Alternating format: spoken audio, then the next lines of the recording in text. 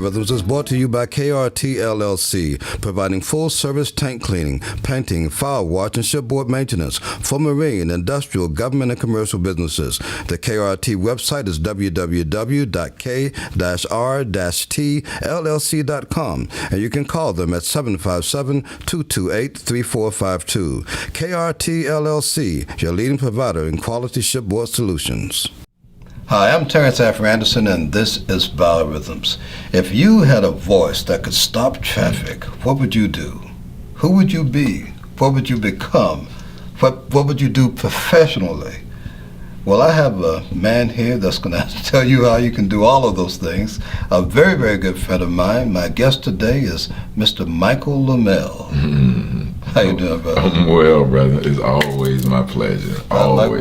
Likewise. We're more like family. Oh, we definitely family. Everybody knows that. Yes, sir. Yes, sir.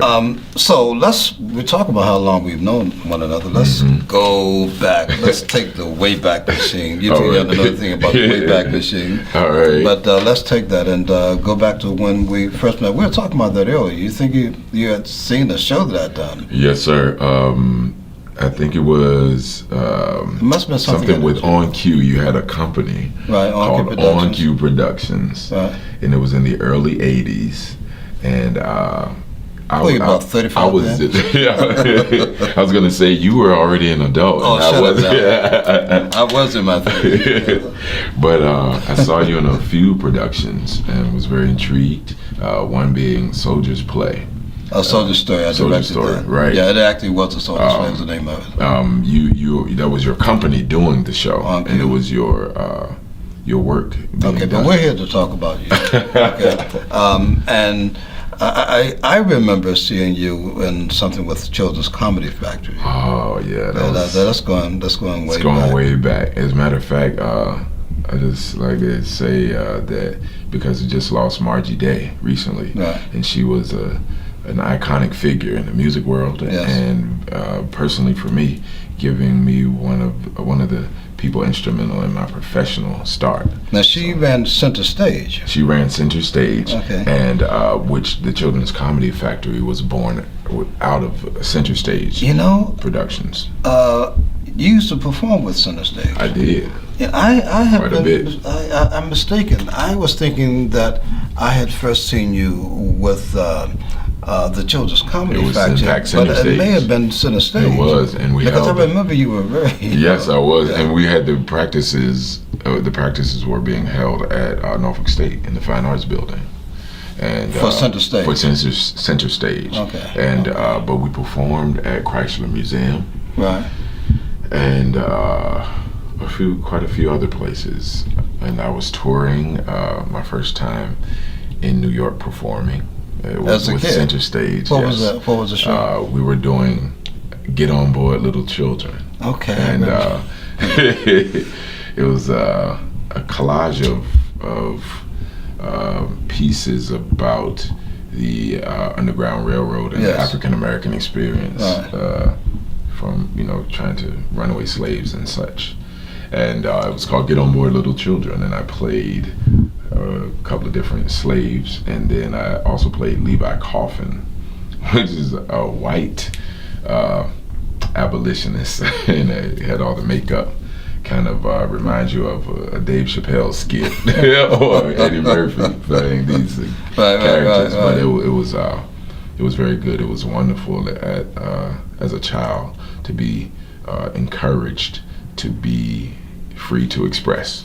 Now, and Margie Day, as you point out, was a real icon in the community, and internationally known. Globally, globally. Yes. Yep, Little Red Rooster. So great records. Not that I was around when that was done, but I do. I definitely was. And of course, Renee Williams Walk ran Children's Comedy Factory. I want to make sure we get another staple in my life. Yes. Mm-hmm. So what did those experiences as a child, how did those experiences help to shape your career, your interests? Wow, they were paramount because prior to that, it was mostly family that were pouring into my gifts or allowing me to be. You have a gifted family. Thank you. But go right Thank you. Allow me to be expressive, but the platforms were relegated to church, basically church and school sometimes, family gatherings. And I went to see my mother, took me, I remember specifically, we would spend a weekend and do something cultural. So this particular weekend, we went to the Chrysler Museum. I had been there before. I just like to go to the museum, and I like art, and like yourself, visual arts, and things that were just people's expression. Love that. And so we went to the Chrysler Museum. While there, we heard about there was a children's group performing. It was center stage. They were doing, actually doing Get On Board Little Children. And I was enchanted. I actually stood up for most of the show, and I said, Mom, this is what I have to be a part of it. I have to do it. I have to. And she was like, calm down, I got to do it. And afterwards, she asked about how could her, the child be involved, and it turns out that there are three of us. And you said, hi, my name is Michael, and said, well, we want him. They did. It kind of went like that for real. And Miss Margie wanted to talk to me, and my mom was there, and she asked me some questions, and noticed that my mom didn't jump in to answer. I was speaking for myself, and she was just taken with that. And like I said, there were three of us. Couldn't really afford the program in the traditional sense, and Miss Margie said, just let them come anyway, we'll figure it out. And got some scholarships, and my mom did pay what she could afford, and we were in there. And, so you went from that community experience that you kept with for a while, and then you ran into Miss Connie Hindmarsh at Lake Taylor. Connie Hindmarsh was so amazing because she had a program. Everyone is more familiar with the Governor School of the Arts, and they always seem to be viewed as the I guess we would say the elitists. They had the best grades, they had the best financial backing, the best interests of the community, so to speak. And then there's Connie. And then there's Connie. We have to take a little bit of a break here, but I want to talk a lot more about Connie Hindmarsh, your experiences at Lake Taylor, some of the folks that you met, and how that really helped to shape your career. Absolutely. Stick around, we're going to be back in just a few moments.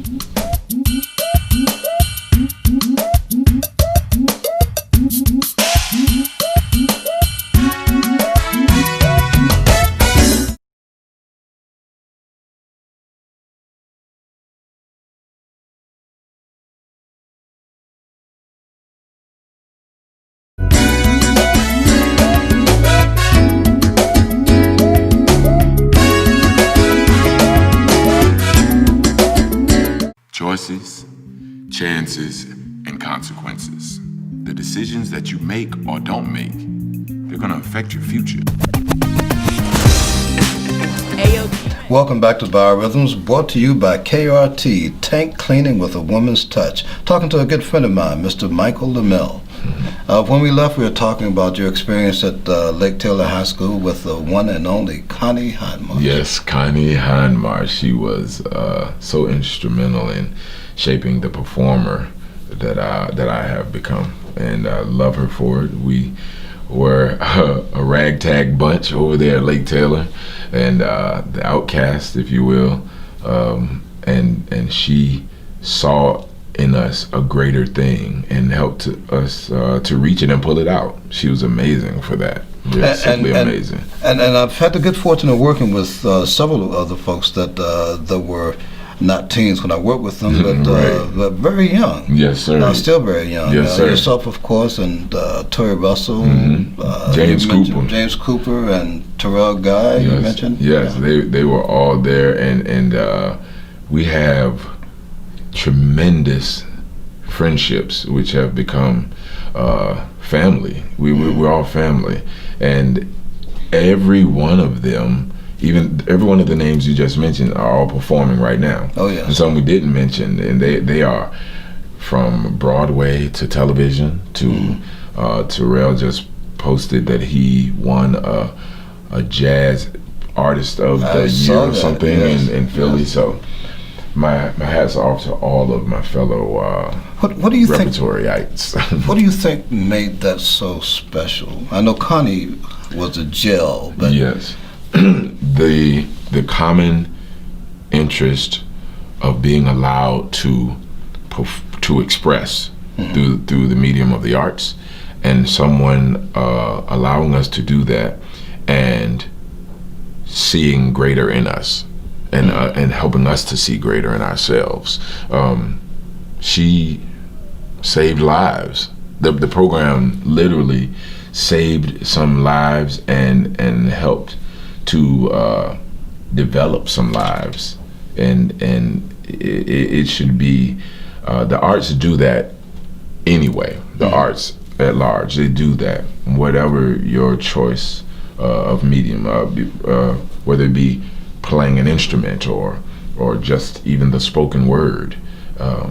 They change attitudes and lives, and I'm just an advocate for letting the arts breathe and live and pouring more into them. But it hasn't happened. Unfortunately, that program doesn't exist anymore. That's a real tragedy. It is a real tragedy. Because I rather gather that she instilled in you all discipline that was essential to survive professionally, as well as professional acumen and a real broad appreciation of the arts. Yes. That you were able to take and do other things beyond Lake Taylor. Yes, living. Give us some of the kind of things that you've done beyond Lake Taylor. Beyond Lake Taylor. We're going to talk about some of the real exciting things. We should mention, since he's a friend of ours as well, that Sam Roundtree was performing during that time as well. He had the Playmakers over at Booker T, and I often would sneak over there, unbeknownst to my parents. It's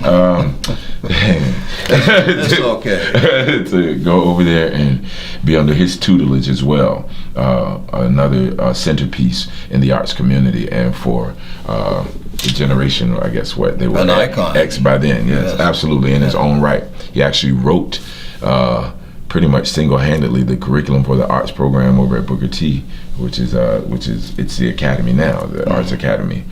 He's instrumental in that. So hats off to Sam Roundtree. Love him as well. I have.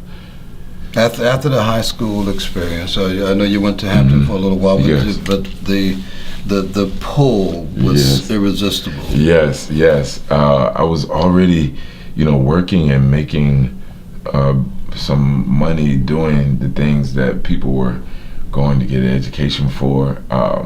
Really, and my mom kind of gave me an ultimatum, not an ultimatum, but a choice, which she's always given me the choice and tried to guide that choice, but allowed me to have it, and my brother and sister, and said, if you give me a year, just give me some of it and go. Kind of the idea that you don't knock it until you tried it. That works. So I said I would go, and I went for some time, and was like, man, I can't do this. And actually, there was a film going on at the time, a TV film, Mother's Day, No Earthly Reason. Oh yeah, remember that? I was in that. Yes, you were. So a friend of mine told me that he saw me in the skin. I feel about that big. Yeah, it was with Malcolm Jamal Warner, Bernie Casey, Melba Moore, Denise Nichols. Yes. So I was the stand-in for Malcolm Jamal Warner, actually. And that time, many years ago, we had digital pagers. So I still have my pager went off. I was at Hampton, and my next class was going to be math. Didn't like it. And I was in Mr. Bonetemp's class, African American Studies. It was a great class. I loved it. I asked him, can I go to the bathroom? My pager went off. It was my agent. And I went to the set, and I never went back to class. I never went back to school. And my mom didn't know at that time that I had stopped. They found out later. So she wasn't really happy about that. But, you know, we stuck to the agreement. And I remember the scene that I was in was on 35th Street. Yes. Now, you guys lived on 35th for a while, didn't you? Yes. Okay. Yes. Would you live there during that time? No. It was a little bit after. And it was right in the next block. We actually own that house now. It's on 35th Street, and that whole corridor has changed actually a lot from when we filmed, and even from when I was growing up. I grew up around the corner from where we were filming on Debris, like 34th and Debris. I used to live over there. Yeah, on Mahundra and 35th. And so it has changed. Well, listen, we're going to have to take another break, all right? Okay. But what I want to do is when we come back, we're going to fast forward to all the exciting things that you're doing now. Major projects. All right. Stay tuned, guys. We'll be right back. Damn, boy. I think you done stepped in.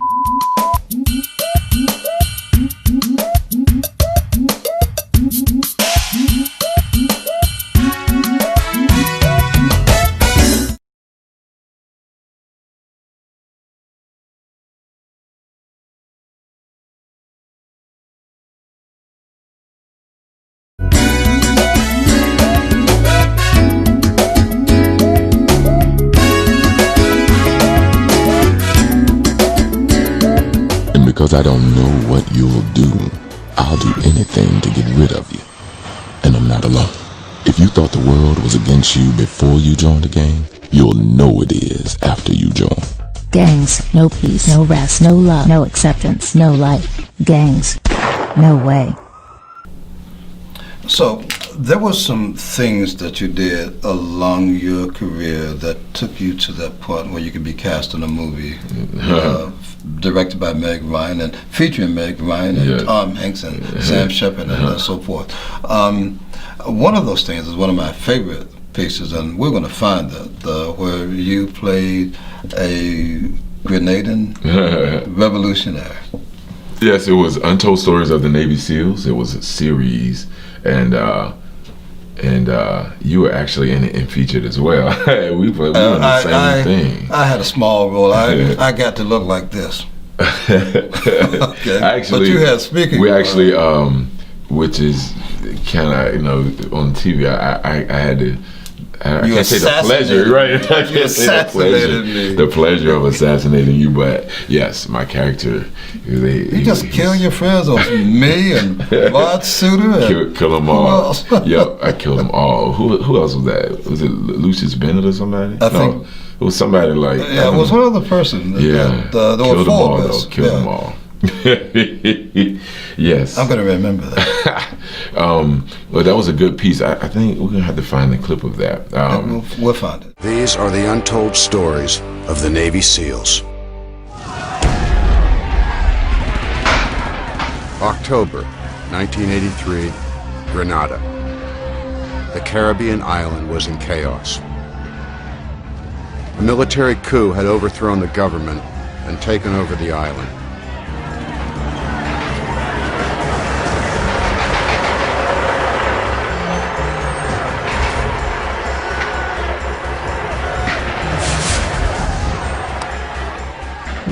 Bring those prisoners out. Prime Minister Maurice Bishop, beloved by his countrymen and a friend of the U.S., had been ousted and thrown into prison. Over 9,000 supporters tried to rescue him. His life hung in the balance.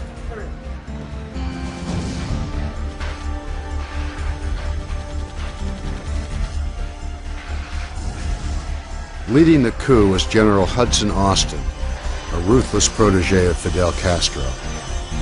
He had been Bishop's comrade and friend until the Prime Minister moved to strengthen ties with the U.S. Austin took control of the island's military and pronounced himself leader of the PRA, the Provisional Revolutionary Army. When Bishop stood up for freedom, Austin unleashed his fury. Fight! I did that. I was doing a lot of stuff at New Dominion Pictures down out in Suffolk. All the reenactments, FBI Files, the New Detectives. One for a couple of weeks I would be a cop, and then the next week I would be a drug lord, kingpin. You know. So I did a lot of those out at New Dominion. Did some stuff with John Forte. Because he was doing it at that time. Yeah, great guy. And you were also in Spike Lee's Clockers, right? Yes, I was a feature in that, which Monty produced. And interestingly enough, I didn't meet Monty at the time. Or Monty Ross. Monty Ross, sorry. Yes, Monty Ross. And was in that. Did a Nothing to Lose. Nothing to Lose. I did that film. You've been reading my resume. Oh no, I just know Google you. me. Well, family, right, exactly. I did Nothing to Lose, and that was good with Tim Reed and Brian Hooks, and Tim Reed actually helped produce the film. If you speak up, Some things meant to be kept quiet, you feel me? chances are you'll be putting your mother and yourself in harm's way. But if you keep quiet, Snitches get stitches and wind up in ditches. you might be left alone. If we ain't friends, Maybe. then you know what it is. And then fast forward to, I was doing a lot of voiceover work. I still do a lot of voiceover work. This is where it's always been. The mystique. The mystery. The edge. Tell us about some of that. You've done some exciting things. Wow, you did I a Super Bowl thing at one point.